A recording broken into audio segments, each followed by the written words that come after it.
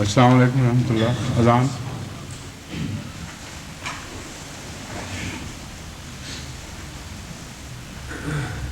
اللہ اکبر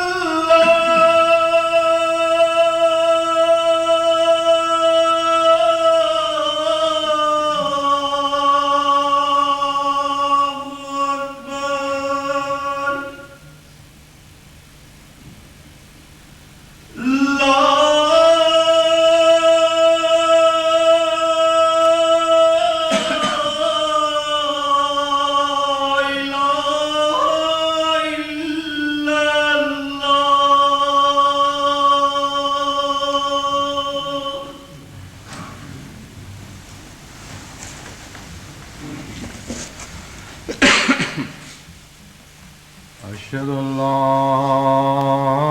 إله إلا الله وحده لا شريك له وأشهد أن محمدا عبده ورسوله. أما بعد فأعوذ بالله من الشيطان الرجيم. بسم الله الرحمن الرحيم الحمد لله رب العالمين الرحمن الرحيم مالك يوم الدين إياك نعبد وإياك نستعين اهدنا الصراط المستقيم صراط الذين أنعمت عليهم غير المغضوب عليهم ولا الضالين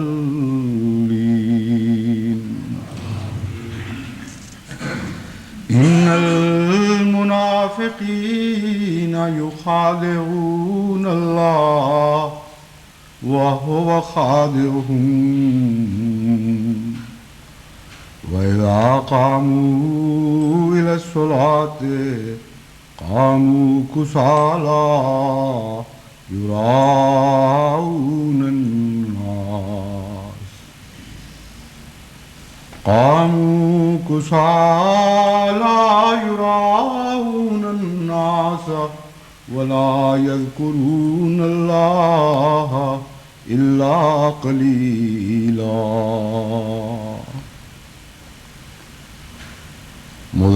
مذبذبين بين ذلك لا إله هؤلاء ولا إله هؤلاء ومن يضلل الله فلن تجد له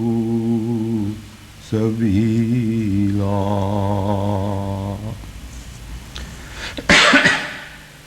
سورہ نساء کی آیت 143 اور 144 یہ دو آیات جو میں نے پڑھی ہیں، ان میں بعض ایسی نمازوں کا ذکر ہے جو خدا کی بارگاہ میں قبولیت نہیں پاتی اور رد کر دی جاتی ہیں. بس قرآن کریم جہاں مقبول نمازوں کا تفصیل سے ذکر فرماتا ہے اور ان کی صفات کھول کھول کر بیان کرتا ہے، وہاں مردود نمازوں کا حال بھی بہت کھول کر بلا شک و شبہ بڑی تفصیل سے بیان فرماتا ہے. ان نمازوں میں سے جو رد کر دی جاتی ہیں، جو فائدے کی بجائے نقصان پہنچاتی ہیں، جن کے متعلق یہاں تک بھی فرمایا کہ ویل للمصلین، ہلاکت ہو ان لوگوں کے لیے جو ایسی نمازیں پڑھتے ہیں، یعنی نمازیں رحمت کی بجائے لعنت ڈالتی ہیں اپنے پڑھنے والے پر. ان نمازوں کی تفصیل جہاں جہاں بھی ملتی ہے ان میں دو شرطیں بڑی نمایاں دکھائی دیتی ہیں. یہ آیات جن میں جو میں نے آپ کے سامنے تلاوت کی ہیں، ان میں خدا تعالیٰ فرماتا ہے ان المنافقین یخادعون اللہ وہو خادعہم. منافق انسان اللہ کو دھوکہ دینے کی کوشش کرتا ہے، مگر در حقیقت خدا کی تقدیر اسے دھوکہ دے دیتی ہے، اور جس ذریعے سے وہ خدا کو دھوکہ دینا چاہتا ہے وہ ذریعہ اس پر الٹ پڑتا ہے. وَإِذَا قَامُوا إِلَى الصَّلَاةِ قَامُوا كُسَالَىٰ. ان لوگوں کی ایک علامت یہ ہوتی ہے کہ جب بھی وہ نماز کے لیے کھڑے ہوتے ہیں سستی اور کاہلی کے ساتھ کھڑے ہوتے ہیں. ان میں فروتنی نہیں پائی جاتی، ان میں جوش اور ارادہ اور ذوق نہیں پایا جاتا. یراؤن الناس، وہ لوگوں کو دکھاتے ہیں، ریاکاری کے جذبے کی خاطر نمازیں ادا کرتے ہیں. وَلَا يَذْكُرُونَ اللَّهَ إِلَّا قَلِيلًا، اور جہاں تک یاد الہی کا تعلق ہے ان کی نمازیں عملاً یاد الہی سے خالی ہوتی ہیں. مذبذبین بین ذالک، وہ دو باتوں کے درمیان تذبذب میں پڑے رہتے ہیں، یعنی دنیا اور خدا کے مابین. لا الہ ہؤلاء ولا الہ ہؤلاء، نہ وہ ادھر کے رہتے ہیں نہ وہ ادھر کے رہتے ہیں، نہ دنیا ہی کے ہوتے ہیں نہ خدا کے ہو جاتے ہیں. اور جسے اللہ گمراہ ٹھہرا دے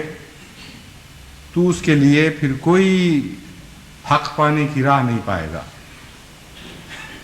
کوئی راستہ نہیں دیکھے گا جس کے ذریعے وہ ہدایت پا سکے. ان آیات میں جن نمازوں کے متعلق بڑا شدید انذار پایا جاتا ہے، جب بعض مومن قرآن کریم کی ان آیات سے گزرتے ہیں تو لرز جاتے ہیں، اور انسان یہ سوچنے پر مجبور ہو جاتا ہے کہ اکثر انسانوں کی نماز میں کسالہ کی حالت تو بہت کثرت کے ساتھ ملتی ہے. خواہ ریا کا پہلو اس میں ہو یا نہ ہو، لیکن ہلاکت کے جن کیڑوں کا ذکر ہے ان میں کسالہ کا کیڑا، یعنی ایسی حالت میں نماز پڑھتے ہیں کہ وہ کاہلی اور سستی اور غفلت اور بے توجہی کا شکار ہو جاتے ہیں. یہ تو بڑی کثرت سے عام ملتے ہیں. اس لیے کیا ایسی نمازیں انسان کو فائدے کی بجائے نقصان تو نہیں پہنچائیں گی؟ کیا بہتر نہیں ایسی نمازوں سے کہ انسان ان نمازوں کو ترک کر دے اور اس خطرے کی راہ سے گزرے ہی نہ جہاں خود نمازیں انسان پر لعنتیں ڈال رہی ہیں؟ یہ خیال درست نہیں، یہ اندیشہ محض ایک وہمہ ہے. اور امر واقعہ یہ ہے کہ قرآن کریم نے کسالہ کی حالت کو یراؤن کے حالت کے ساتھ باندھ کر ہر جگہ اس مضمون میں ایک ہی قسم کی روش اختیار فرمائی ہے. کہیں ایک جگہ بھی محض غفلت کی حالت میں نماز پڑھنے کو وہ گناہ اور وہ جرم قرار نہیں دیا جس کے نتیجے میں نماز انسان کو ہلاکت کی طرف لے جائے. خیالات کی یورش کے نتیجے میں کہیں بھی قرآن کریم نے ذکر نہیں فرمایا کہ ایسے شخص کی نماز لازماً رد کر دی جائے گی اور وہ گناہ کا موجب بنے گی. بعض جوڑے مل کر ایک مکمل مضمون بناتے ہیں، اور جہاں جہاں بد نمازوں کا ذکر ہے، مہلک نمازوں کا ذکر ہے، وہاں آپ ریا اور غفلت کا جوڑا اکٹھا پائیں گے. یعنی جرم بنانے کے لیے نماز کو ان دو شرائط کا اکٹھا ہونا ضروری ہے. چنانچہ دوسری آیت جس کی میں نے تلاوت کی تھی، اس میں اللہ تعالیٰ فرماتا ہے ویل للمصلین الذین هم عن صلاتهم ساہون الذین هم یراؤون ویمنعون الماعون. ہلاکت ہو ان لوگوں کی ان نمازیوں پر، لعنت پڑے ان نمازیوں پر، الذین هم عن صلاتهم ساہون، وہ جو اپنی نمازوں سے غفلت اختیار کرتے ہیں. اور پھر بغیر تردد کے، بغیر روک کے، بغیر عطف ڈالے فرمایا الذین هم یراؤون، یعنی ان غفلت کرنے والے نمازیوں پر لعنت ہو جن میں ریا کا پہلو پایا جاتا ہے. پھر فرمایا ایک اور آیت میں لا یاتون الصلاۃ الا وهم کسالى ولا ينفقون الا وهم کارہون. اس پوری آیت میں بھی ایسے نمازیوں کا ذکر ہے جو ریاکاری کی خاطر دل میں ایمان نہ رکھتے ہوئے بھی نمازیں ادا کرتے ہیں، اور ان میں یہ دو صفات پائی جاتی ہیں کہ وہ نمازیں غفلت کی حالت میں ادا کرتے ہیں اور خدا کی راہ میں خرچ کرنے سے گریز کرتے ہیں اور بہت بوجھ محسوس کرتے ہیں. بس پہلی بات تو یہ ذہن نشین کرنی چاہیے کہ وہ مبتدی اور وہ سالک جو بے اختیاری کی حالت میں نماز کے مغز کو نہیں پا سکتا، اس کی روح کو نہیں پہنچ سکتا، جس کو معلوم نہیں ہے کہ اس راہ میں کیسے چلنا ہے، جو دیانتداری سے کوشش تو کرتا ہے لیکن ٹھوکریں کھاتا ہے، گرتا پڑتا ہے، چاہتا ہے کہ محبوب کی منزل تک پہنچ جاؤں، لیکن بے اختیاری اور مجبوری کی حالت میں راستے کی ٹھوکروں کا شکار ہوتا رہتا ہے، ایسے نمازی پر قرآن کریم نے کہیں بھی لعنت نہیں ڈالی اور ایسی نماز کے مردود ہونے کے متعلق کوئی اعلان نہیں فرمایا، بلکہ یقیمون الصلاۃ کی حالت ہی بتا رہی ہے کہ مومن کی نمازوں کو یہ خطرات لاحق ہوں گے اور ہر وقت اپنی نمازوں کو کھڑا کرنے کی، استقامت بخشنے کی کوشش کرتا رہے گا۔ لیکن سوال یہ ہے کہ پھر وہ کیا طریق ہیں جن کے ذریعے ہم اپنی نمازوں کو درست کریں اور جن کے ذریعے ہماری نمازوں کا قبلہ درست ہو جائے۔ اس کے لیے نماز سے باہر حل تلاش کرنے کی ضرورت نہیں ہے، خود نماز کے اندر ان مسائل کا حل موجود ہے۔ وہ شخص جو نیک نیتی سے اللہ تعالیٰ کی جانب اپنی توجہات مرکوز کرنی چاہتا ہے، جو دیانتداری سے یہ کوشش کرتا ہے کہ اللہ تعالیٰ میری حاجات اور میری مناجات اور میری آرزوؤں اور امنگوں کا قبلہ بن جائے، ایسے شخص کے لیے خود نماز میں وہ نظام موجود ہے جو اس کے قبلے کو درست کرتا رہتا ہے اور اس کا قبلہ درست کرنے میں اس کا مددگار بنتا ہے۔ سب سے پہلے سب سے اہم بات جو قابل غور ہے وہ یہ ہے کہ اللہ اکبر کی اتنی تکرار کیوں ہوئی اور کیوں نماز کے ہر موڑ پر ہمیں اللہ اکبر کہنے کی ہدایت ہوئی۔ آغاز پہ بھی اللہ اکبر اور پھر ہر حرکت جو نماز میں کی جاتی ہے سوائے سمع اللہ لمن حمدہ یا آخری السلام علیکم کے، وہ تو نماز سے باہر لے جانے والی ہے، اس لیے اس کا تعلق نہیں۔ سمع اللہ لمن حمدہ کی ایک مختلف صدا کے علاوہ ہر حرکت پر اللہ اکبر کی صدا بلند کرنے کا حکم ملتا ہے۔ وجہ یہ ہے کہ اللہ اکبر قبلہ نما ہے۔ اللہ اکبر یہ بتاتا ہے کہ تمہارا قبلہ کس طرف تھا اور تمہیں کس طرف منہ کرنا چاہیے، کیونکہ انسان کی نماز میں جو مختلف وساوس اس کی توجہ پھیرتے ہیں، مختلف خیالات جو اس کا رخ خدا سے ہٹا کر دوسری چیزوں کی طرف بدل دیتے ہیں، وہ کئی قسم کے ہیں۔ مثلاً تفکرات ہیں۔ اب تفکرات کا تو منافقت سے کوئی تعلق نہیں، ہر انسان کو تفکرات لگے ہوتے ہیں، لیکن فرق صرف یہ ہے کہ جو دنیا دار ہیں اور بہت ہی ابتدائی مبتدی ہیں، یعنی بہت ہی شروع کے راہ چلنے والے، ان کے تفکرات زیادہ تر دنیا کے تفکرات ہوتے ہیں، اور نماز پر جگہ جگہ تفکرات پہلے لگا دیتے ہیں اور وہ خدا تعالیٰ کی طرف توجہ مبذول کرنے سے روکتے رہتے ہیں۔ اور جو خدا کے زیادہ پاک بندے ہوں، جو زیادہ اس راہ میں آگے چلنے والے ہوں، ان کو بھی بعض دفعہ تفکرات پریشان کرتے ہیں، یہاں تک کہ قرآن کریم سے پتہ چلتا ہے کہ آن حضرت صلی اللہ علیہ وآلہ وسلم کو بھی بعض اوقات نماز کے دوران، عبادت کے دوران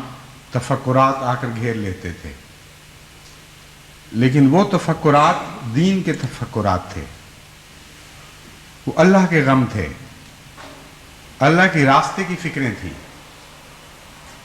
بس انسان بہرحال انسان ہے اور خدا تعالیٰ کی راہ میں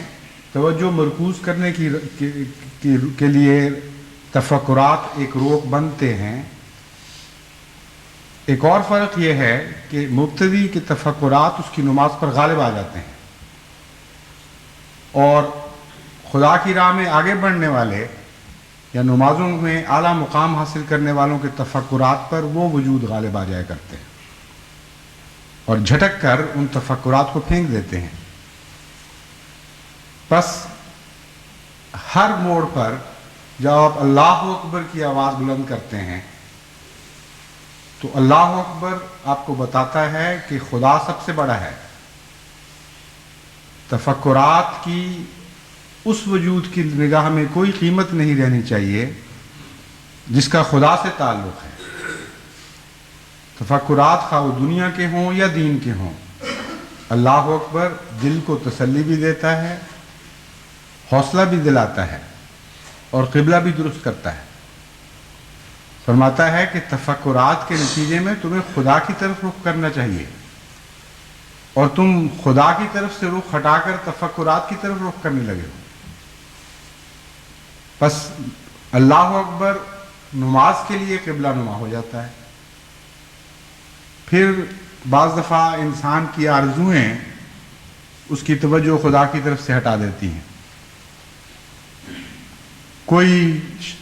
سیر کا شوق رکھتا ہے، کوئی کھیل کا شوق رکھتا ہے، کوئی دوستوں میں مجلس لگانے کا شوق رکھتا ہے، کوئی ریڈیو کا شوق رکھتا ہے، کوئی ٹیلی ویژن کا شوق رکھتا ہے، کسی کو کتابیں پڑھنے کی عادت ہے، کوئی دلچسپ کتاب پڑھتے پڑھتے نماز کا وقت آ گیا، کتاب الٹا کر نماز کی طرف بھاگا، اور پھر کتاب نے وہ زنجیریں اس کو پہنا دیں اس کے خیالات کو کہ نماز پڑھتے پڑھتے کتاب کا مضمون دوبارہ ذہن میں آنے لگتا ہے۔ بھوکے کو کھانے کی طرف توجہ نماز نہیں پڑھنے دیتی، بار بار نماز میں یہ خیال آتا ہے کہ نماز ختم کروں تو میں کھانا کھاؤں۔ اکثر نمازوں میں کسالہ کی حالت انہی وجوہات سے پائی جاتی ہے، یعنی وہ لوگ جو ارادتاً منافق نہ ہوں، جو ارادتاً گناہ گار نہ ہوں، عملاً ان کی نماز میں بھی فی الحقیقت نفاق کا ایک رنگ تو ضرور پایا جاتا ہے، یعنی وہ رنگ جو بشری کمزوری سے تعلق رکھتا ہے، اور اس کے نتیجے میں بار بار دیگر توجہات انسان کا چہرہ اپنی طرف موڑ لیتی ہیں۔ بس اللہ اکبر کی تکرار ہر ایسے موقع پر الگ الگ معنی لے کر آپ کے سامنے آئے گی۔ اللہ اکبر بتائے گا کہ تم تو کہتے تھے خدا سب سے بڑا ہے، اب تمہیں کھانا سب سے بڑا لگ رہا ہے۔ تم تو کہتے تھے کہ خدا سب سے بڑا ہے، اب تمہیں ٹیلی ویژن سب سے بڑی لگ رہی ہے۔ تم تو کہتے تھے خدا سب سے بڑا ہے، اب تمہیں ریڈیو بہت بڑا لگنے لگ گیا ہے۔ تم تو کہتے تھے خدا سب سے بڑا ہے، اب فلاں کھیل تمہیں زیادہ بڑی لگنے لگی ہے، دوستوں کی مجلس زیادہ بڑی محسوس ہو رہی ہے۔ تو نماز کا قبلہ درست کرنے کے لیے اللہ اکبر ایک حیرت انگیز کام دکھلاتا ہے، لیکن اس کے لیے جس کی توجہ اللہ اکبر کے مضمون کی طرف رہے، کم سے کم جب وہ ایک حرکت سے ایک حالت سے دوسری حالت میں منتقل ہوتا ہے، اس وقت اللہ اکبر رکھنے کا ایک اور بہت اچھا فائدہ ہے، بہت عظیم فائدہ ہے کہ حرکت انسان کو سوچوں سے بیدار کر دیا کرتی ہے۔ حرکت انسان کو ایک مخمصے میں پھنسے ہوئے انسان کو اچانک جھنجھوڑ کر بیدار کرتی ہے، ہلاتی ہے، اور وہ بہترین وقت ہوتا ہے اسے سمجھانے کا کہ تم جانا کسی اور طرف چاہتے تھے، جا کسی اور طرف رہے ہو۔ بس اللہ اکبر کی تکرار اگر آپ سمجھ کر کریں تو نفسیاتی حالت بھی اس وقت ایسی ہوتی ہے کہ انسان اس کے اثر کو زیادہ قبول کر سکتا ہے۔ بس جہاں تک اللہ اکبر کا تعلق ہے یہ نماز کا قبلہ درست کرتا ہے، جہاں تک نماز کا تعلق ہے یہ انسان کا قبلہ درست کرتی ہے، نمازی کا قبلہ درست کرتی ہے۔ اور اس کے نتیجے میں ایک اور بڑا فائدہ نفس کے تجزیے کا حاصل ہو جاتا ہے۔ ہر انسان نماز کے قبلہ نما کے ذریعے یہ محسوس کر سکتا ہے کہ میری حقیقی توجہ کا مرکز کہاں تک خدا ہے اور کہاں تک دوسری خواہشات اور تمنائیں ہیں، کس حد تک میں دین کو دنیا پر مقدم کرنے کا اہل ہوا ہوں اور کس حد تک نہیں ہو سکا۔ پھر خیالات مختلف حالتوں میں پکڑے جائیں گے، ہر اللہ اکبر کے وقت وہ شخص جس کی توجہ خدا کی طرف قائم نہیں، وہ انسان اپنے خیالات کو مختلف حالتوں میں پکڑے گا، اور اس وقت وہ صحیح اندازہ کر سکتا ہے کہ میری اندرونی شخصیت کیا ہے، کس حد تک میں خدا کا ہوں، کس حد تک میرے دعووں میں سچائی ہے، کتنی مجھ میں خامیاں ہیں اور کس نوع کی خامیاں ہیں، خدا کی راہ میں روکے پیدا کرنے والے وساوس اور نفسانی شیاطین کون کون سے ہیں، ان کی شکلیں کیا کیا ہیں، اور ان کو درست کرنے کا انسان کو ایک بہترین موقع میسر آ جاتا ہے، کیونکہ جب دشمن پہچانا جائے اس وقت دشمن کو شکست دینا زیادہ آسان ہوتا ہے بنسبت ایسے دشمن کے جو نہ پہچانا جائے، نہ پتہ چلے کہ کس سمت سے حملہ کر رہا ہے۔ تو نمازیں قبلہ نما بھی ہیں اور دشمن کی تعیین کرنے میں بھی بہت مدد کرتی ہیں، اور اس سلسلے میں سب سے اہم کردار بار بار کی تکبیر ادا کرتی ہے۔ پھر عمومی طور پر یہ بات ہر انسان کی فہم میں آ جاتی ہے کہ جس چیز کی کشش زیادہ ہو وہ اس چیز کے مقابل پر جس کی کشش کم ہو زیادہ قوت کے ساتھ اپنی طرف کھینچتی ہے۔ ویسے تو دنیا میں ہر چیز ایک دوسرے کو کھینچ رہی ہے، کوئی ایک بھی ذرہ نہیں جو دوسرے ذروں کو اپنی طرف نہ کھینچ رہا ہو اور دوسرے ذرے اسے اپنی طرف نہ کھینچ رہے ہوں، لیکن ہم آپس میں ایک دوسرے سے ٹکرا نہیں جاتے، ہم دیواروں کے ساتھ نہیں چمٹ جاتے، ہم پہاڑوں کے ساتھ نہیں لگ جاتے، اس لیے کہ زمین کی کشش عمودی طور پر ہمیں زیادہ قوت کے ساتھ اپنی طرف کھینچ رہی ہے۔ تو اس پہلو سے ہم بعین ہی تعیین کر سکتے ہیں کہ اللہ تعالیٰ کی کشش کے مقابل پر کون کون سی وہ قوتیں ہیں جو ہم پر بار بار اثر انداز ہوتی ہیں اور ہمارے قبلے کو ٹیڑھا کرتی ہیں، اور کیوں خدا کی کشش ان پر غالب نہیں آتی۔ اس نقطۂ نگاہ سے جب آپ نمازوں میں اپنے نفس کے تجزیے کے عادی ہو جاتے ہیں اور بار بار اللہ اکبر کی مدد سے اپنے اندرونی فسادات کی تعیین کرتے ہیں تو آپ کو اپنے اندر ایک نہیں بلکہ متعدد مخفی بت نظر آئیں گے، اور شرک خفی کی مختلف صورتیں اپنے وجود کے اندر دکھائی دینے لگیں گی۔ بس اس صورت میں نماز ایک آئینہ بن جاتی ہے جو آئینہ خانے کا سا منظر پیدا کرتی ہے۔ جس سمت میں آپ دیکھیں گے نماز کے آئینہ خانے میں آپ کو کوئی نہ کوئی مخفی بت، کوئی شرک کا دبا ہوا پہلو دکھائی دینے لگے گا، اور اس کی تصحیح کرتے وقت آپ ہر کوشش کے بعد نسبتاً زیادہ مواحد بنتے چلے جائیں گے، زیادہ خدا کے قریب ہوتے چلے جائیں گے۔ بس یہ جو حرکت ہے خدا کی جانب، یہ وہ مقبول چیز ہے جو کمزور انسان کی نماز میں بھی کمزور انسان کی نماز کو قبولیت کے مقام تک پہنچاتی رہتی ہے۔ اس لیے یہ خیال، یہ وہم باطل ہے کہ ایک کمزور انسان کی نماز کلیتاً رد کر دی جاتی ہے، اس لیے اسے پڑھنے کی ضرورت نہیں۔ اگر کوشش اور جد و جہد کے ساتھ انسان نماز پڑھتا ہے تو ہر خفیف سا فرق بھی جو پہلی حالت سے پڑتا ہے، اس خفیف سے فرق کو بھی اللہ تعالیٰ قبول فرماتا ہے۔ وہ معمولی سی حرکت بھی جو غیر اللہ سے اللہ کی جانب کی جاتی ہے، اسے اللہ تعالیٰ قبول فرما لیتا ہے۔ اسی لیے قرآن کریم میں اللہ تعالیٰ فرماتا ہے وَمَنْ يَعْمَلْ مِثْقَالَ ذَرَّةٍ خَيْرًا يَرَهُ وَمَنْ يَعْمَلْ مِثْقَالَ ذَرَّةٍ شَرًّا يَرَهُ، کہ تم جانتے نہیں کہ خدا تعالیٰ کتنا لطیف اور خبیر ہے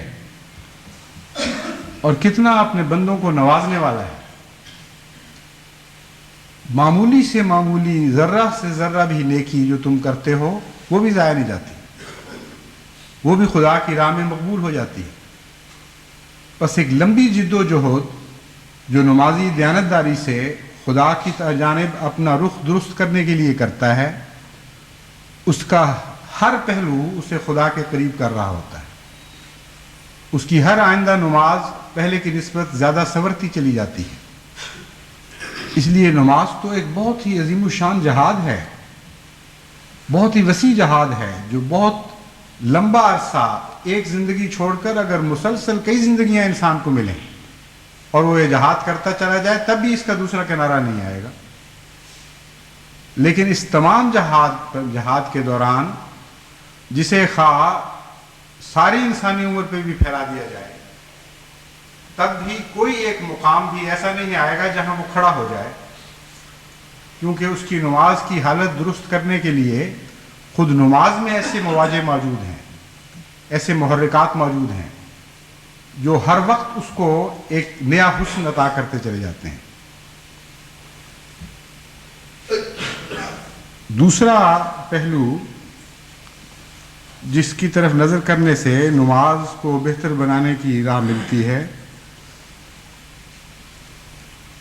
بلکہ یوں کہنا چاہیے کہ یہ عمومی پہلو ہے جو ہر چیز دوسری چیز پر صادق آتا ہے، ہر چیز پر صادق آتا ہے، کہ نماز کے ہر حصے میں جو کچھ پڑھا جاتا ہے اس پر انسان غور کرے، اور اس غور کے درمیان اسے بہت سی باتیں ملنی شروع ہو جائیں گی. نماز کی حالت میں نماز کے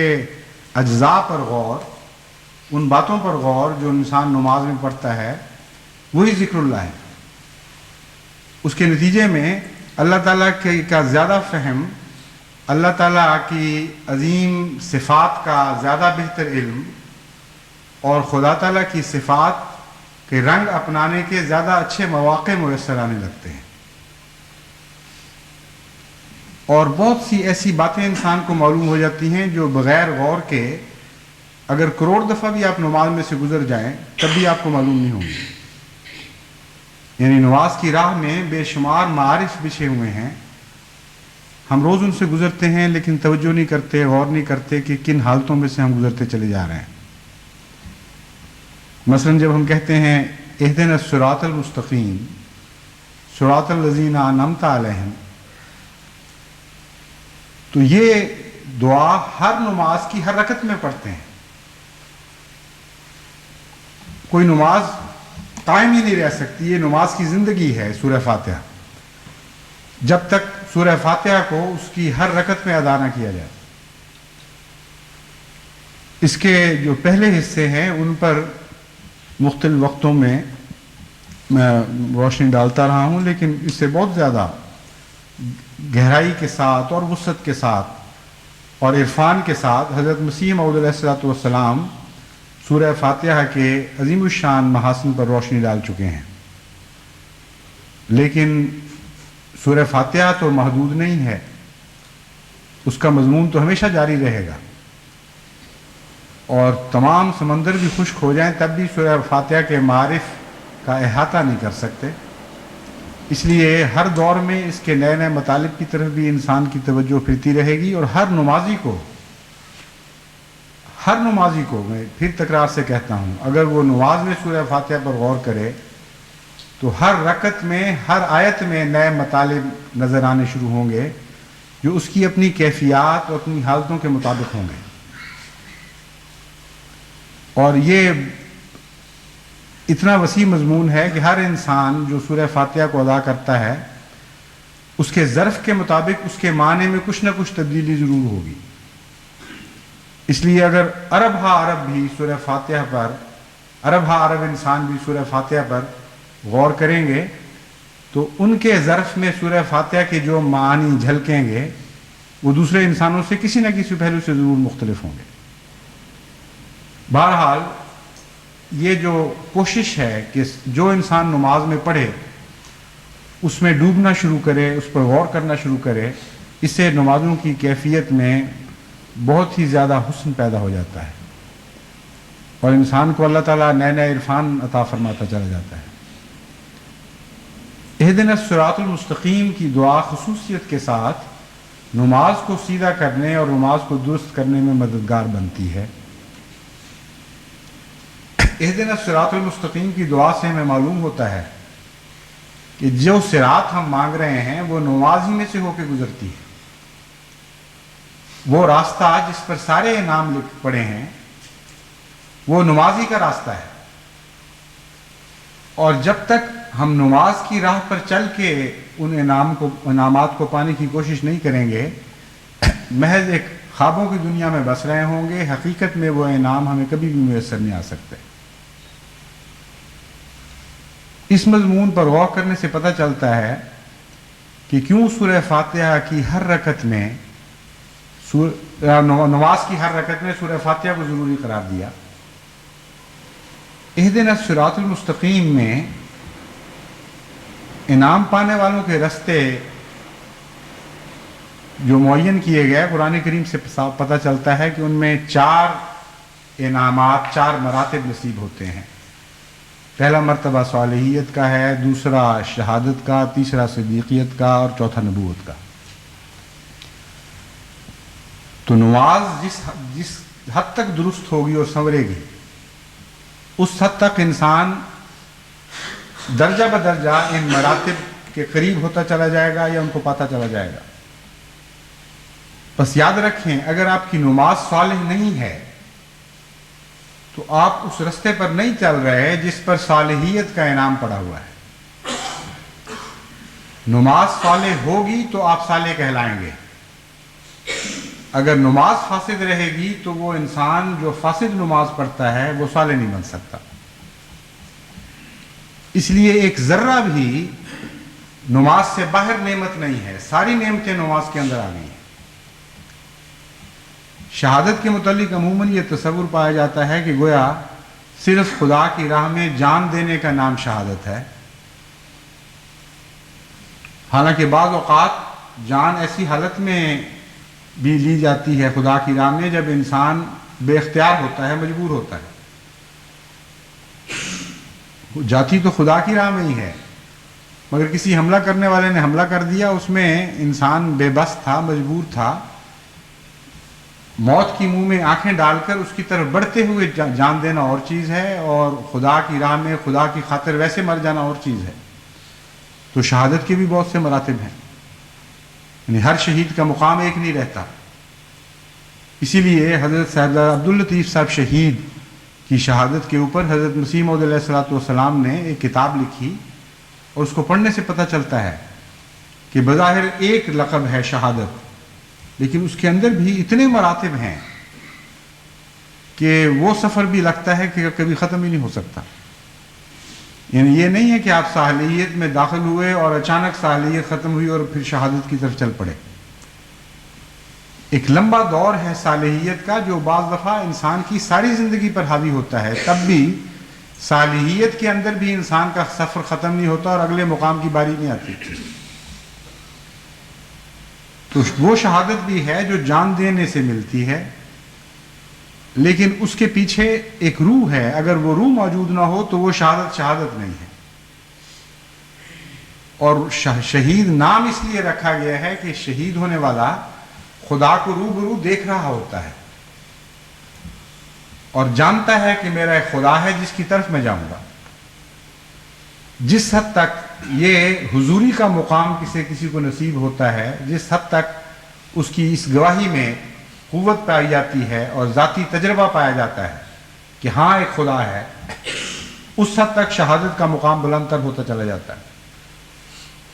اور پھر یہ مقام ایک ایسا مقام ہے جو خدا کی راہ میں ایک دم جان دینے کے سوا بھی ملتا ہے۔ اور یہ غلط ہے کہ صرف جان دینے والوں کو شہید کہا جاتا ہے۔ انبیاء بھی شہید ہوتے ہیں، اور انبیاء میں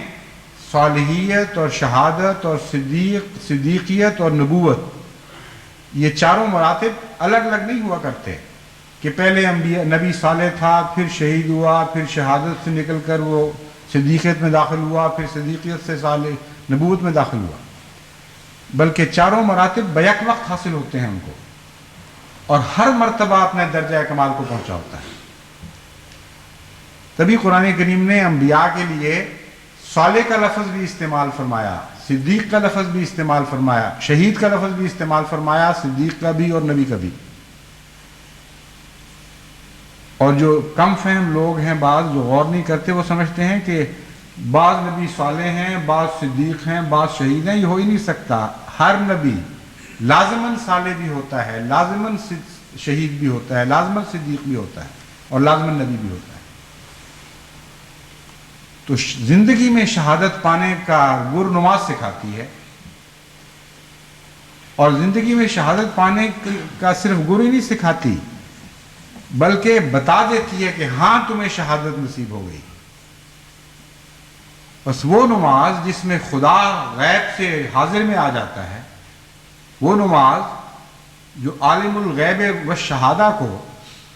عالم غیب سے عالم شہود میں اتار دیتی ہے، وہی نماز ہے جو شہادت کا مقام رکھتی ہے، اور وہی نماز ہے جو نمازی کو شہید بنا دیتی ہے۔ پھر خواہ اس کی جان خدا کی راہ میں جائے یا نہ جائے، اس کا اٹھنا بیٹھنا، اس کا مرنا جینا، سب کچھ خدا کے لیے ہو جاتا ہے۔ بس نماز کے ذریعے آپ کو شہادت بھی نصیب ہوگی، اور جب تک نماز کی شہادت نصیب نہیں ہوتی، باقی شہادتیں اس کے مقابل پر کوئی بھی معنی نہیں رکھتی۔ اور وہ شہادت، جیسا کہ میں نے پہلے ذکر کیا ہے، حضرت صلی اللہ علیہ وآلہ وسلم کے ارشاد کے مطابق احسان کے نتیجے میں ملتی ہے۔ جب آپ توجہات کو درست کر لیں، جس کے لیے ایک بڑی لمبی محنت چاہیے، اور لمبی محنت کے بعد بھی خطرے سے خالی پھر بھی نہیں رہیں گے، اعلیٰ مقام پر پہنچیں گے تو اعلیٰ قسم کے وساوس آپ پر حملہ کریں گے، لیکن کریں گے ضرور۔ جب اس حالت کو درست کریں اور اس حالت کے دوران خدا کے حضور حاضر ہونے کی حالت پیدا کر لیں، گویا خدا کو دیکھ رہے ہیں اور خدا آپ کو دیکھ رہا ہے، وہ مقام ہے، شہادت ہے، جو اہدنا الصراط المستقیم ہمیں بتاتا ہے، کی دعا ہمیں بتاتی ہے کہ صراط الذین انعمت علیہم، اے خدا ہم عبادت کی راہ سے تجھ سے وہ راہ تلاش کرنے آئے ہیں جو راہ ان چاروں مقامات تک بالآخر انسان کو پہنچا دیتی ہے۔ بس صدیقیت بھی اسی مقام کے آخر پر ہے،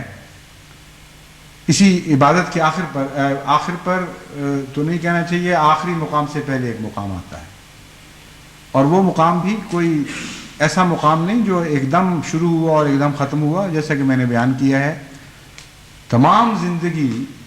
بلکہ زندگیوں کے تسلسل بھی ان مقامات پر حاوی نہیں ہو سکتے۔ یہ اللہ تعالیٰ کا احسان ہے کہ جن کو بیک وقت وہ سارے مقام عطا فرماتا ہے، پھر ان مقامات کی لذتیں بھی ان کو بخشتا ہے، اور وہ چاروں مقامات کا حق ادا کر رہے ہوتے ہیں۔ لیکن ایک انسان اگر صالحیت کے مقام پر بھی پہنچ جاتا ہے تو ایک بہت عظیم الشان مقام ہے، اور جیسا کہ میں نے بیان کیا ہے، نماز سے آپ پہچان لیں گے۔ نماز صالح ہو گئی تو آپ صالح ہو گئے،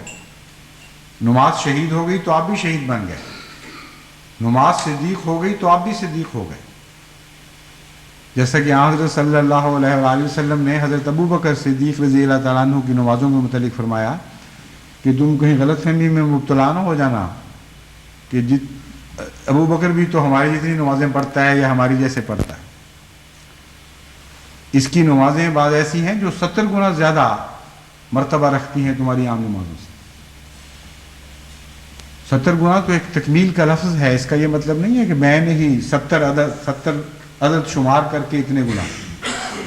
بلکہ 70 کا لفظ عربی میں تکمیل کے معنی دیتا ہے، ایک وسعت کے معنی دیتا ہے، بہت زیادہ کے معنی رکھتا ہے۔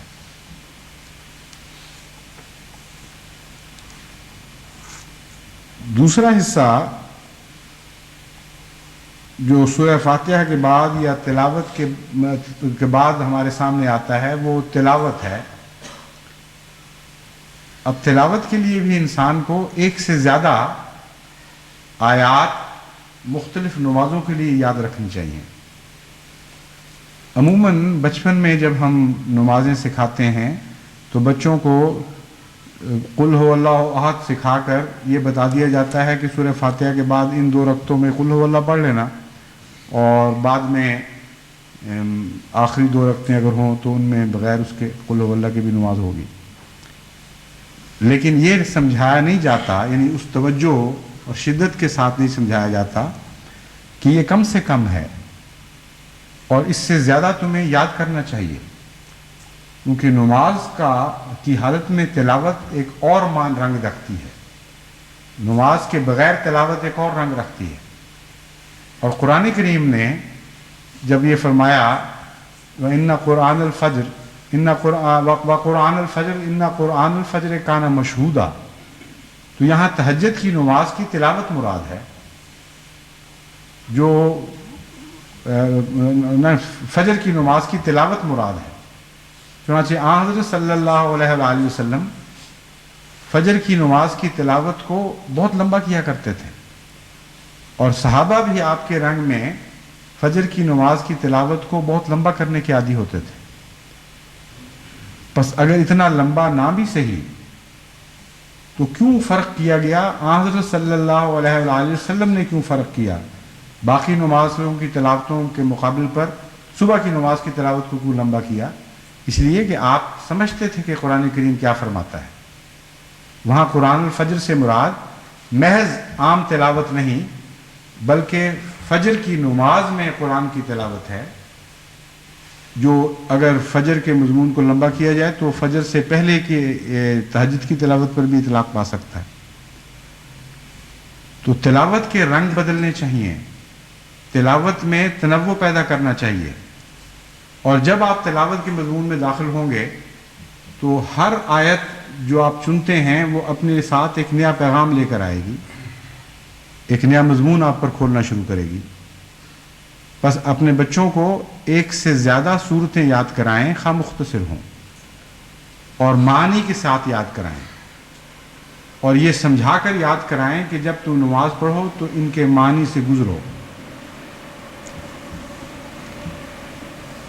یہ مضمون تو بہت لمبا ہے، میں ایک حصہ صرف اب فی الحال بیان کر کے اس کو ختم کروں گا، اس کے بعد پھر انشاءاللہ بعض دوسرے پہلوؤں پر آئندہ روشنی ڈالوں گا۔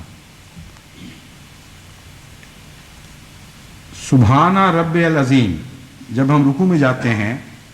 تو سبحان رب العظیم پڑھتے ہیں۔ عظیم کا کیا معنی ہے اور سبحانہ کیوں ساتھ پڑھا جاتا ہے، اور ربی کیوں کہتے ہیں، ربنا کیوں نہیں کہتے، یہ سارے خیال انسان کے دل میں اٹھتے ہیں، سارے سوال پیدا ہوتے ہیں۔ سب سے پہلے تو میں عظیم کے معنی بتاتا ہوں کہ عظیم کے معنی ہیں کیا۔ عظیم کا لفظی اردو میں ترجمہ تو بڑا ہے، بہت بڑا، لیکن اللہ اکبر کا مطلب بھی بڑا ہے، اللہ سب سے بڑا ہے، کبیر کا مطلب بھی بڑا ہے۔ عظیم میں باقی بڑائی کے مقابل پر کیا فرق پایا جاتا ہے؟ عظیم لفظ حجم پر بھی بولا جاتا ہے اور وسعت پر بھی، اس میں لمبائی اور طوالت کے معنی نہیں پائے جاتے، بلکہ وسعت حجم کے لحاظ سے اگر ظاہری طور پر اس لفظ کا اطلاق پایا کریں تو عظیم الجثہ کہتے ہیں ایسے شخص کو جو بہت بڑا پھیلا ہوا جثہ رکھتا ہو۔ عظیم پہاڑ ہوتا ہے، اور طوالت کے معنی ان معنوں میں اس لحاظ سے ضرور پیدا ہو جاتے ہیں کہ وہ اونچائی کی طرف دیکھیں عظمت کو تو وہ طوالت بن جاتی ہے، چوڑائی کی طرف دیکھیں تو وہ چوڑائی ہو جاتی ہے، اور بحیثیت مجموعی حجم کا تصور عظمت کے ساتھ ایک تعلق رکھتا ہے۔ افق تا افق پھیلی ہوئی چیز عظیم ہوگی۔ زمین و آسمان پر یکجائی نظر ڈالیں تو وہاں کبیر کا لفظ نہیں ذہن میں آئے گا، بلکہ عظیم کا لفظ آئے گا۔ اور عظیم کا لفظ صرف ظاہری چیزوں پر نہیں بلکہ معنوی چیزوں پر بھی اطلاق پاتا ہے، بلکہ زیادہ تر معانی پر اطلاق پاتا ہے۔ مثلا صفات کے لحاظ سے عظیم وہ شخص ہوگا جس کے اندر صفات بہت بڑائی رکھتی ہوں، ان میں حوصلہ زیادہ ہو، ان میں مرتبہ زیادہ ہو۔ اور روحانی لحاظ سے ایک عظیم شخص وہ ہوگا جس کی روحانیت کا تصور آپ نہیں کر سکتے۔ اسی طرح عظیم کا لفظ صفات حسنہ اور شخصیتوں کے اوپر بولا جاتا ہے اور طاقتوں کے اوپر بھی بولا جاتا ہے۔ عظیم سلطنت سے مراد صرف یہی نہیں کہ اس سلطنت کا پھیلاؤ زیادہ ہے، بلکہ اس کا مرتبہ زیادہ ہے، اس کا رعب زیادہ ہے۔ عظیم شخص بھی اس شخص کو کہتے ہیں کہ جو ایک سے زیادہ جہتیں اپنے اندر رکھتا ہو، صرف ایک جہت میں ترقی نہ کرتا ہو یا ایک جہت میں اس نے عظمت بڑائی حاصل نہ کی ہو، بلکہ ایک سے زیادہ جہتوں میں اس نے بڑائی حاصل کر لی ہو۔ ہر دفعہ جب عظیم کا لفظ بولا جاتا ہے تو اس میں مقابلے کا معنی کوئی نہیں ہوتا جو علو کے ساتھ علو میں پایا جاتا ہے، لیکن روب کا معنی ایک لازمی حصہ ہے عظمت کا۔ جب آپ کسی شخص کے مقابل پر کسی پہلو سے چھوٹے ہیں اور وہ آپ سے بڑا ہو، خواہ وہ زندہ وجود ہو خواہ وہ مردہ وجود ہو، یعنی جسد ہو، ایسی صورت میں آپ کے دل میں اس کی عظمت کا خیال آئے گا۔ پہاڑ کو خواہ وہ کتنا بلند ہو، آپ بہت دور سے دیکھیں تو آپ کو اس کی عظمت کا خیال نہیں آئے گا۔ جب آپ اس کے قریب پہنچ جائیں، یہاں تک کہ وہ آپ پر حاوی ہو جائے، اس کا روب آپ پر بیٹھ جائے، تو پھر آپ اسے عظیم کہیں گے، بے اختیار دل سے اس کی عظمت کا خیال اٹھے گا۔ اسی طرح جس شخص کو بھی آپ یا جس ذات کو آپ عظیم کہتے ہیں، اس کا کچھ نہ کچھ روب قبول کرتے ہیں تو عظیم کہتے ہیں۔ بادشاہ اپنے ماتحتوں کو عظیم نہیں کہتا، دل بڑھانے کے لیے کہہ دے تب بھی اس کا معنی یہ ہوتا ہے کہ تم اپنے چھوٹوں کے مقابل پر عظیم ہو، لیکن اپنے مقابل پر اس کو عظیم نہیں سمجھتا، اس لیے کہ عظمت میں ایک روب کا مفہوم بھی پایا جاتا ہے۔ جب تک وہ روب طاری نہ ہو اس وقت تک عظمت کا تصور قائم نہیں ہوتا۔ بس عظمت اپنے ساتھ ایک روب کا مضمون رکھتی ہے جو حاوی ہو جائے کسی چیز پر، اور عظمت کا تصور تب بڑھتا ہے جب انسان ایسی چیز کے قریب جائے۔ روس کی سلطنت بھی عظیم ہوگی، لیکن آپ باہر بیٹھے ہوئے ہیں، آپ کو اس سے کیا؟ وہ ایک فرضی عظمت ہے، لیکن جس سلطنت میں آپ رہ رہے ہوں اس کی عظمت کا احساس اور رنگ رکھتا ہے، جس سلطنت کو دور سے دیکھ رہے ہیں اس کی عظمت کا احساس اور رکھتا ہے۔ پھر کسی کی عظمت براہ راست آپ پر اثر انداز بھی ہو رہی ہو، وہ بالکل اور چیز ہے، اور وہ جو براہ راست اثر انداز نہ ہو رہی ہو وہ بالکل اور بات ہے۔ جیسا کہ میں نے بیان کیا تھا کہ پہاڑ کے قریب جا کر اس کی عظمت کا احساس ہوتا ہے، لیکن اگر زلزلے کی کیفیت پیدا ہو رہی ہو اس وقت، اگر باد و باران ہو، بجلی کے کڑکے ہوں اور پہاڑ ان سب ہیبتوں کے ساتھ رونمائی کر رہا ہو جو پہاڑ کے لفظ کے ساتھ وابستہ ہیں، پہاڑ کے معنی کے ساتھ وابستہ ہیں،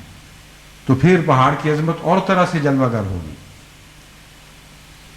بس جب آپ رب العظیم کہتے ہیں تو عظمت کے وہ سارے معنی جو بھی انسان تصور کر سکتا ہے وہ سارے خدا تعالیٰ کی ذات کی طرف منسوب کر دیتے ہیں، اور الف لام لفظ عظیم میں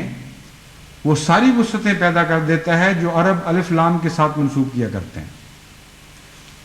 یعنی یہ معنی بھی ہو جائیں گے کہ اصل عظمت تو خدا ہی کی عظمت ہے، یہ معنی بھی ہو جائیں گے کہ تمام عظمتیں جتنی بھی ہیں کامل طور پر خدا کی ذات میں پائی جاتی ہیں اور غیر اللہ میں نہیں پائی جاتی۔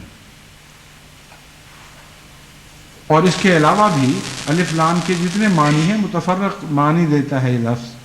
وہ سارے خدا تعالیٰ کی ذات میں اکٹھے کر دیے جائیں تب العظیم کے معنی سمجھ آئیں گے۔ اور پھر دوسرا پیغام آپ کو یہ ملتا ہے کہ العظیم آپ نے اس وقت کہا جب آپ نے حرکت کی، جھکے ہیں خود کسی کے سامنے، جس کا مطلب یہ ہے کہ آپ نے اس کی حضوری کو محسوس کیا ہے، جس کا مطلب یہ ہے کہ کوئی وجود آپ کے سامنے ابھرا ہے، ورنہ تو خدا ہر وقت موجود ہے۔ عین جھکتے وقت کیوں آپ نے کہا سبحان رب العظیم؟ دوبارہ توجہ کو اپنے رب کی عظمت کی طرف مرکوز کرنے کے لیے، یہ احساس دلانے کے لیے کہ وہ عظیم جسے تم دور کی حالت سے دیکھا کرتے تھے، ایک غفلت کی آنکھ سے دیکھا کرتے تھے، اب محسوس کرو کہ وہ تمہارے قریب تر آ گیا ہے عبادت کے وقت۔ اور اتنا قریب آیا ہے کہ تم نے جسمانی حرکت کے ذریعے اس کے وجود کو محسوس کیا ہے، اس کے سامنے جھک گئے. اور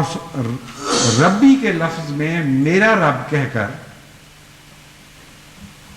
اس میں ایک اور بھی مضمون پیدا کر دیا. یعنی ایسے شخص کے سامنے آپ نہیں جھکے جس کی دشمنی کا خوف ہے، ایک ایسے وجود کے سامنے جھکے ہیں جس سے آپ خیر کی توقع رکھتے ہیں، سمجھتے ہیں کہ وہ آپ کی طرف ہے، وہ آپ کی دائیں طرف ہے، آپ کے بائیں طرف نہیں ہے، یعنی آپ کا ساتھی ہے، آپ کا دشمن نہیں.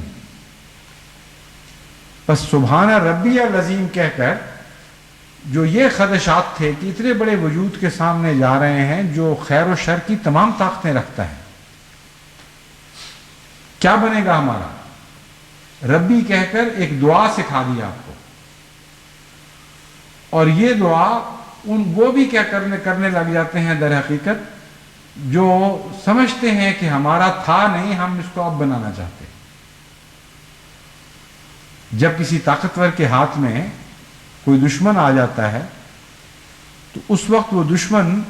بھی اپنا بنا دیا کرتا ہے اس کو، یہ بتانے کے لیے کہ اگر میں پہلے نہیں بھی تھا تو اب میں تمہارا ہو جاتا ہوں. تو ربی کا لفظ اپنے سارے مفاہیم اپنے اندر رکھتا ہے. ایک ایسا شخص جو خدا سے دور رہا ہو، جب وہ جھکتا ہے خدا کے حضور اور اس کی عظمت کو اپنے سامنے پاتا ہے تو ربی کہہ کر یہ بتانا چاہتا ہے کہ میرا تو میں تیرا ہوں عملاً،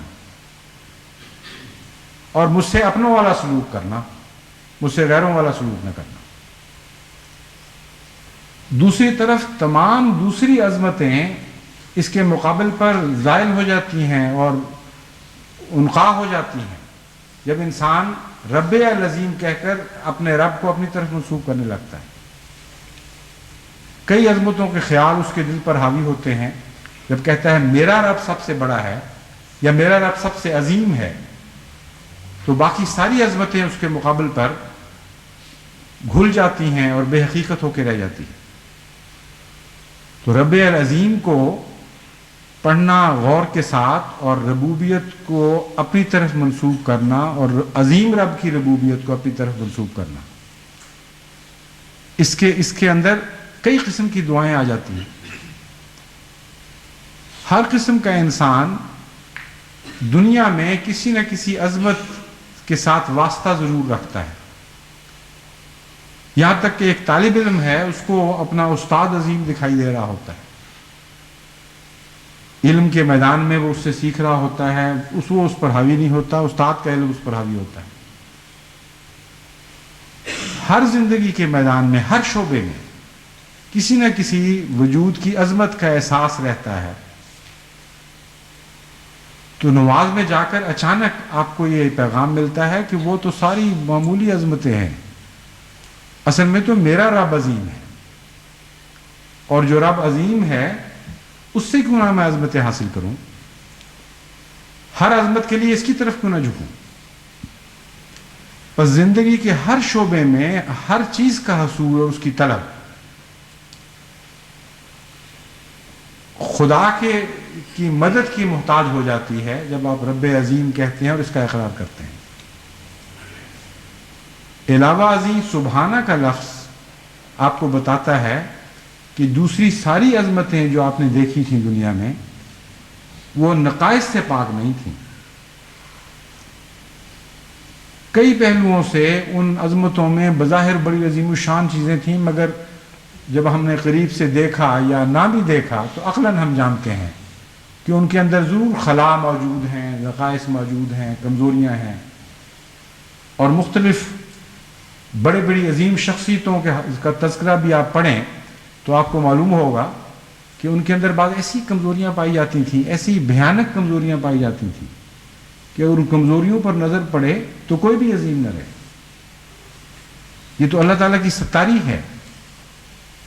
کہ اس نے ہر انسان کو اپنی ستاری کے پردے میں ڈھانکا ہوا ہے. ورنہ حقیقت یہ ہے کہ جس نظر سے انسان اپنے وجود کو دیکھ سکتا ہے اس نظر کے ساتھ اگر غیر اس کو دیکھیں تو اس کی ہر عصمت، ہر عظمت کا پردہ چاک چاک ہو جائے. جن کو آپ نیکیاں سمجھتے ہیں ان کے اندر بھی بہت سی خامیاں رہ جاتی ہیں جو کرنے والے کو پتا ہوتا ہے کہ کیا ہیں. اس لیے انبیاء جب اپنے وجود کے اندر نگاہ ڈالتے ہیں اور ان کی کنہوں تک پہنچتے ہیں تو جب وہ یہ کہتے ہیں کہ کرم خاکی ہوں میرے پیارے، نہ آدم زاد ہوں، تو ایک عجیب دردناک روح کی پکار ہوا کرتی ہے، اس میں کوئی مبالغہ نہیں ہوتا. ایک ایسے عارف باللہ کی دردناک چیخ ہے جو سب نیکیوں کے باوجود جانتا ہے کہ کچھ بھی نہیں ہے خدا کے فضل کے سوا، اس کی ستاری کے سوا میری کوئی بھی حقیقت نہیں. تو اس سے بڑی عظمت کہاں متصور ہو سکتی ہے جو نبی کی ذات کی عظمت ہے خدا کے بعد. تو جب سبحان ربی العظیم آپ پڑھتے ہیں تو سبحانہ کا لفظ آپ کو بتاتا ہے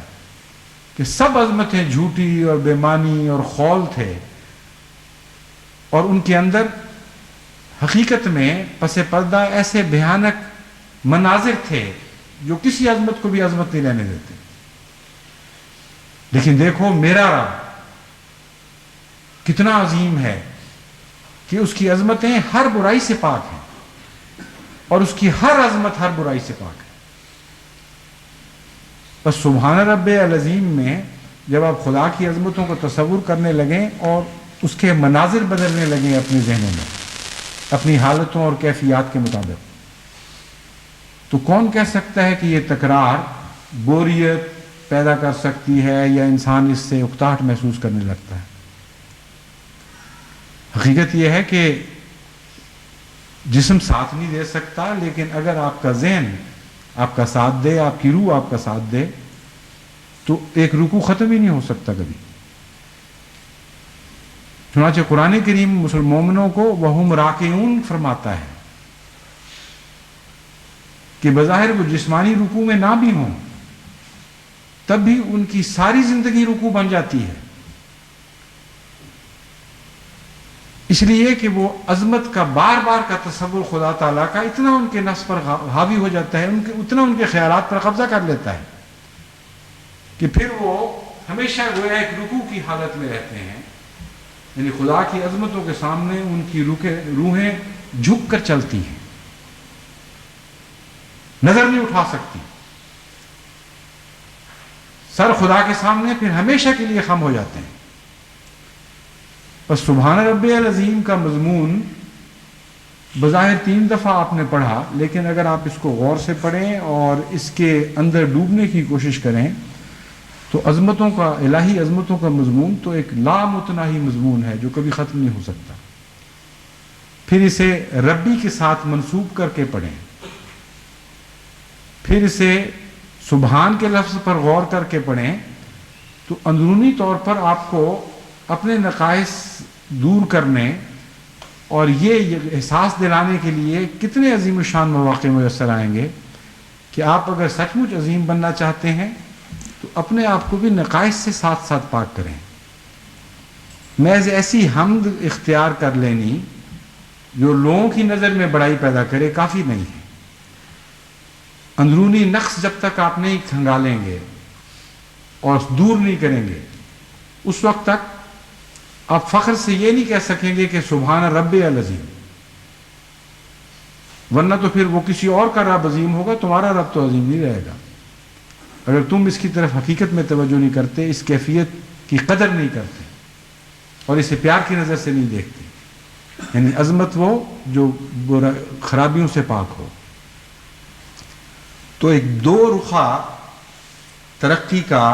راستہ کھلتا ہے جس پہ انسان بیک وقت سفر کر سکتا ہے. ایک عظمتوں کا مثبت حصول اور وہ عظمتیں حاصل کرنا جو خدا کی ذات کے ساتھ وابستہ ہے. کیوں خدا عظیم ہے اس پر غور کرنا اور پھر خدا کی ان صفات کو اختیار کرنا جنہوں نے آپ کے دل پر عظمت کا روب قائم کیا، اور پھر انسانوں میں ان صفات کو جلوہ گر دیکھنے کے بعد یہ تجزیہ کرنا کہ ان صفات کے ساتھ کون کون سی خرابیاں وابستہ ہوتی ہیں جو انسان کی عظمتوں کو کھوکھلا کر دیا کرتی ہیں، بے معنی کر دیا کرتی ہیں. اور پھر چن چن کر، جیسے ایک دانے صاف کرنے والی کبھی ان کو اچھالتی ہے، کبھی پھٹکتی ہے، کبھی ہاتھوں سے چن چن کر مختلف رنگ کی چیزیں، مختلف شکلوں کی چیزیں الگ الگ کر کے رکھ دیتی ہے اور پھر وہ صاف کرتی ہے، اسی طرح اپنے نفس کی چھان اور پھٹک کا سبحان رب العظیم اتنے مواقع دیتا ہے، اتنے مواقع فراہم کرتا ہے کہ انسان اس صفائی کے دور میں بھی اپنی عمریں بسر کر سکتا ہے۔ یہ درست ہے کہ نماز کا ہر پہلو اپنی ذات میں بہت ہی وسعتیں رکھتا ہے، اور یہ ناممکن ہے کہ انسان ان تمام وسعتوں سے ہر نماز میں ہر پہلو سے فائدہ اٹھا جائے۔ اگر یہ کوشش کرے تو نماز غالب آ جائے گی اور انسان نماز پہ غالب نہیں آ سکتا۔ اسی لیے حضرت صلی اللہ علیہ وآلہ وسلم نے یہ عجز کا مضمون بھی ساتھ سکھایا کہ دیکھو تم نیکیاں تو کرو لیکن حوصلے کے ساتھ، تسلی کے ساتھ، تھوڑی تھوڑی اپنی توفیق دیکھ کر، اور رفتہ رفتہ آگے بڑھو۔ کچھ تھوڑا سا آرام کر لیا، کچھ قیلولہ کر لیا، کبھی صبح چلے، کبھی شام کو چلے، کبھی موسم کا خیال کر لیا، کبھی مزاج کا خیال کر لیا۔ ان سارے امور کو مد نظر رکھتے ہوئے فرمایا تم تسلی اور حوصلے سے قدم بڑھانا، ورنہ نیکیاں تمہیں توڑ دیں گی، تم نیکیوں کو نہیں توڑ سکتے۔ نیکیاں تم پر غالب آ جائیں گی، یعنی تمہیں بے حد بے طاقت کر کے دکھا دیں گی، بے بس کر کے دکھا دیں گی، تم نیکیوں پر غالب نہیں آ سکتے۔ بس جب یہ مضمون بیان کیے جاتے ہیں نماز کے یا کسی اور نیکی کے، تو اس کا یہ مطلب نہیں ہے کہ آپ ایک ہی سیکنڈ میں، ایک ہی لمحے میں ان امور کے ہر پہلو پر حاوی ہونے کی کوشش شروع کر دیں جو آپ کے سامنے بیان کیے جاتے ہیں۔ ہر شخص اپنے اپنے مقام اور مرتبے پر الگ الگ کھڑا ہے، اور اگر وہ اپنے نفس کے تزکیے کی عادت رکھتا ہے تو اس کو علم ہے کہ وہ کہاں ہے، ورنہ خدا جانتا ہے کہ ہر انسان کس مقام پر کھڑا ہے۔ نماز تو آپ کو رستے دکھا رہی ہے، اشارے کر رہی ہے کہ اگر مجھے تم دیانتداری اور خلوص سے اختیار کرو گے تو میں تمہاری ہر ضرورت کے لیے کافی ہو جاؤں گی، میں تمہارے ہر تصور کو پہنچتی ہوں، میں تمہارا ہر تصور مجھ سے کوتا ہے، میں اس سے زیادہ انعام دینے کی طاقت رکھتی ہوں۔ بس اس جہت سے نماز کے ساتھ محبت پیدا کریں، اس کو سمجھ کر پڑھنے کی کوشش کریں، اس سے پورا استفادہ کرنے کی کوشش کریں، اسے سنوارنے کی کوشش کریں۔ گویا کہ جب آپ نماز سنوارتے ہیں تو خود سنورتے ہیں، نماز کے ذریعے ہی آپ کی اصلاح ہوتی ہے، یہی ہے جو آپ کو صالح بناتی ہے، یہی ہے جو آپ کو شہادت عطا کرتی ہے، یہی ہے جو آپ کو صدیقیت کے مقام تک پہنچاتی ہے، اور یہی ہے جو نبوت کے رنگ آپ میں پیدا کرتی ہے۔ نبی نہ بھی بنے کوئی تو نبوت کے رنگ پیدا کر دیتی ہے بعض نماز انسان کے وجود میں، اور یہ بھی ایک عجیب وسیع مضمون ہے۔ یعنی ضروری نہیں کہ نبوت کا لقب خدا تعالیٰ کی طرف سے آتا ہو، یہ تو ایک بہت ہی عظیم الشان مقام ہے جو نبوت کے اندر لمبے سفر کے بعد نصیب ہو سکتا ہے، لیکن اس کے سوا نبوت کے جہاں تک رنگوں کا تعلق ہے وہ تو ہر طرف پھیلے پڑے ہیں مومنوں کی جماعت میں۔ بس صالحیت سے گزرتے ہوئے نبوت کے رنگوں تک پہنچانے کے لیے بھی نماز ہی ضروری ہے۔ یہ باتیں اپنی سوسائٹی میں عام کریں، اپنے گھروں میں ان کے چرچے کریں، اپنی نمازوں کو درست کرنے لگیں، اور جب آپ یہ شروع کریں گے پھر آپ کو محسوس ہوگا کہ عبادت ہے کیا، پھر ایک نئے قسم کے خدا سے آپ کو تعارف ہوگا جو غیب سے حاضر ہونے لگے گا، جس کا حسن وجود پکڑنے لگے گا۔ وہ تصور کی دنیا کا خدا نہیں رہے گا بلکہ ایک حسن اور پیار کا مجسمہ بن کر آپ کے سامنے آ کھڑا ہوگا۔ تب وہ دل میں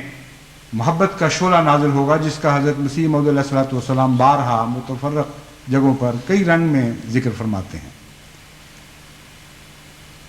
بن دیکھے کس طرح کسی محروم پہ آئے دل، کیسے کسی خیالی صنم سے لگائے دل۔ جب تک خدا حاضر میں نہیں آتا، جب تک وجود نہیں پکڑتا، اس سے محبت ہو ہی نہیں سکتی۔ اور جب تک محبت نہیں ہوتی نماز میں وہ ولولہ اور وہ زندگی اور وہ جان پیدا نہیں ہوتی جس سے نماز خود بخود قائم ہو جایا کرتی. اس کی راہ میں ابھی بہت سی مشکلات ہیں، بہت سی روکیں ہیں، بہت سی محنتیں کرنی پڑیں گی، بہت سی جد و جہد کرنی پڑے گی. لیکن دعاؤں کے ساتھ اور صبر اور استقامت کے ساتھ اگر آپ یہ کوشش کریں گے تو انشاءاللہ تعالی ہم میں سے ہر شخص اپنی ہر نماز کی ہر حرکت کے ذریعے اپنے رب کے پہلے سے زیادہ قریب تر ہوتا چلا جائے گا.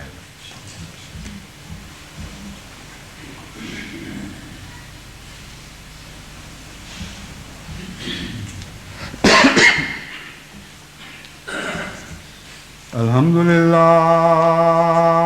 نحمدہ ونستعینہ ونستغفرہ ونؤمن بہ